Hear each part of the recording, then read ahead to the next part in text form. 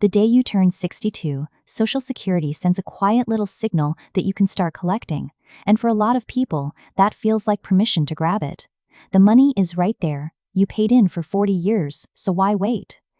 Here's the part almost nobody runs the numbers on. The age you claim is the single biggest lever you have over your retirement income, and it costs you nothing but patience. Claim at the wrong time, and you can leave $100,000 or more on the table over your lifetime. Today I want to show you exactly what Social Security pays at 62, at 67, and at 70, what the real monthly difference looks like, and how to tell which one is right for you. No fear, no pressure. Just the math, run the way you'd run it at your own kitchen table. Let's get the map straight first. There are 3 ages worth knowing. 62 is the earliest you can start. 67 is what Social Security calls your full retirement age if you were born in 1960 or later. And 70 is the last age where waiting still earns you anything. Your full retirement age is the anchor. It's the number where you get 100% of the benefit you earned, not a penny more or less. Everything else is measured from there. Claim before 67 and you take a permanent cut. Claim after it, up to 70, and you get a permanent raise. After 70, there's no reason to keep waiting because the increases stop. So what does it cost to grab it early? If your full retirement age is 67 and you claim at 62, your check is cut by about 30% for the rest of your life. That's not a temporary discount that catches up later. It's permanent. Take a person whose full benefit at 67 would be $2,000 a month. Claim at 62 instead, and that check drops to roughly $1,400 a month. Same work history, same lifetime of paying in. The only thing that changed was starting 5 years sooner. For some people that trade is absolutely worth it, and we'll get to who. But you should make it with your eyes open, knowing it's a 30% cut you can't undo. Now flip it around. What if you wait past your full retirement age?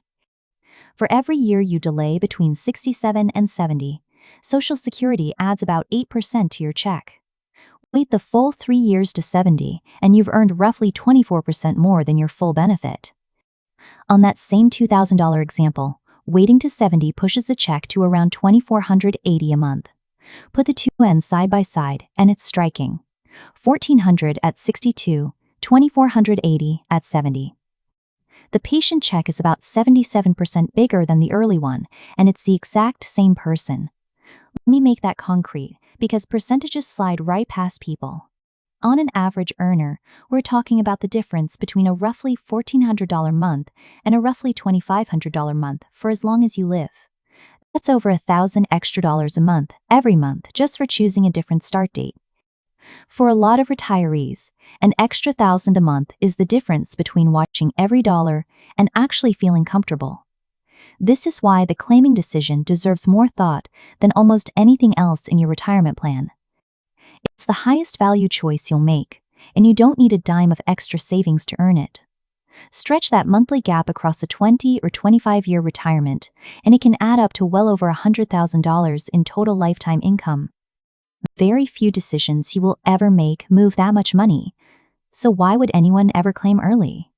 Because waiting is a bet, and the bet is on how long you live. Claim early and you get smaller checks, but you get more of them. Wait, and you get bigger checks, but you start years later. Somewhere those two paths cross, and that crossing point is called the break-even age. For most people, it lands somewhere around age 80 to 82. Here's the simple way to think about it. If you expect to live past your early 80s, waiting almost always comes out ahead. If you have real reason to think you won't, claiming earlier can be the smarter move. Your health and your family history matter more here than any chart. Here's a piece the break-even math often skips, and it quietly favors waiting. Every year, Social Security adds a cost of living raise to your check. That raise is a percentage, and a percentage of a bigger number is a bigger raise. So when you wait and lock in a larger base benefit, every future inflation adjustment is calculated on that larger number. The gap between the early check and the late check doesn't just stay the same over time, it slowly widens. 20 years into retirement, the person who waited isn't just ahead by the original difference. They're ahead by more, because their raises were bigger the whole way. There's another way to look at delaying that makes it easier to stomach. From your full retirement age to 70, waiting earns you about 8% more per year. That 8% is guaranteed by the federal government, and it adjusts with inflation. Stop and think about where else you could get a guaranteed, inflation-protected 8% on your money. You can't, not safely. So one honest way to see the years between 67 and 70 is as the best low-risk return available to a retiree. If you have savings you can lean on for a few years, spending those down while your future Social Security check grows can be one of the smartest moves you make. If you're married, this decision is bigger than just you, and this is the part couples most often get wrong. When one spouse dies, the survivor keeps the larger of the two Social Security checks, not both. So if the higher earner waits and locks in a bigger benefit, they're not only raising their own income, they're protecting their husband or wife, because that larger check is what the survivor lives on for the rest of their life. For many couples, the right play is for the lower earner to claim earlier if they need the cash flow, while the higher earner waits as long as possible to guard the survivor. It's teamwork, not two separate decisions. Now let me be fair, because waiting is not the answer for everyone, and anyone who tells you it always is, isn't being straight with you. Claiming at 62 can be exactly right in a few situations. If your health is poor, or your family doesn't tend to live into the late 80s, taking the money sooner makes sense. If you're retired and you genuinely need the income now to cover the bills, a check today beats a bigger check you may not reach. And if taking Social Security early lets you leave more of your own savings invested and growing, that can tip the math too. One more thing worth knowing before you claim early: if you're still working, there's an earnings test. Above a certain income, Social Security temporarily holds back part of your check until you reach full retirement age. You do get it back later, but it can make claiming early while you're still on the job pointless in the meantime. The point isn't that early is bad. It's that early should be a choice you make on purpose, not a reflex. Picture Robert. He's 62, healthy, and still has a little money in his retirement accounts. His full benefit at 67 would be about $2,000 a month. He's tempted to claim now because the money is available and he likes the idea of not touching his savings. But Robert's parents both lived into their 90s. If he claims at 62, he locks in roughly $1,400 a month for what could be 30 years. If he leans on his savings for a few years and waits, even just to his full retirement age, he locks in the full $2,000 with a bigger survivor check for his wife. For Robert, with his health and his family history, patience is very likely the better deal. Not because waiting is a rule, but because his own numbers point that way. Dipping into savings for a few years feels uncomfortable, no question. But it buys him a bigger check he can never outlive, and it buys his wife a bigger one too. When Robert finally sees those two numbers side by side, $1,400 for life versus $2,000 or more, the urge to grab it early gets a lot easier to resist. So how do you make this call for yourself? Run a short, honest check. First, get your real numbers. Log into your account at ssa.gov and look at what you'd actually receive at 62, at your full retirement age, and at 70. Second, be honest about your health and your family's longevity.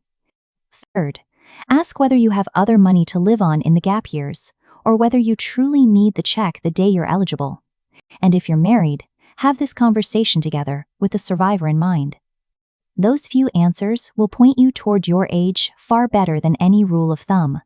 So here's the whole thing in one breath. 62 gives you a permanent 30% cut. 70 gives you a permanent raise of about 24%, and the 70 check can be roughly 77% bigger than the 62 check.